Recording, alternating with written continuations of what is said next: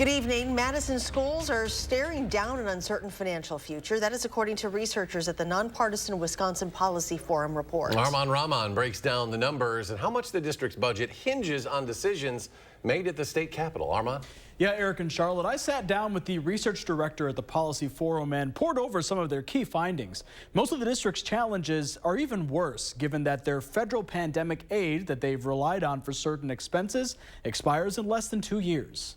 Right now, things look pretty sobering when you think about 2025. But when it comes to balancing the budget, It seems likely that there'll be some difficult conversations. the biggest impact for students and families would be staffing cuts. MMSD is proposing cutting 155 positions for the 2023 to 2024 school year. But that budget taps into temporary federal pandemic funds to pay for 111 ongoing positions. And so that gets you through 2024.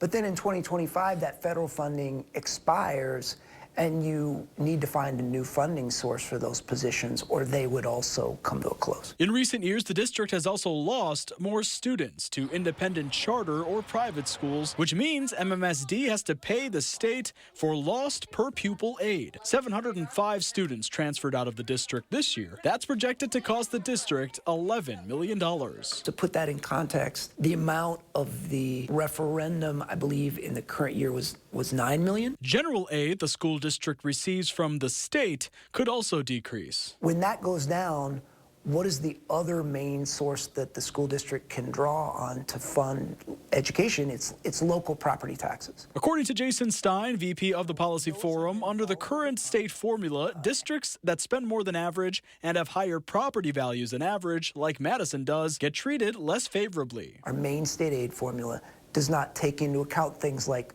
whether students are living in poverty, whether or not they speak English as their first language. Stein says that's only made worse by the current operating referendum from 2020. But that may be an option the district has to take in 2024 to keep funding education. It would increase property taxes, and then in the future, because spending would be somewhat higher, the district could lose state aid. And I reached out to MMSD early this afternoon to see if they had any type of response to the Policy Forum's report. I haven't heard anything back all day.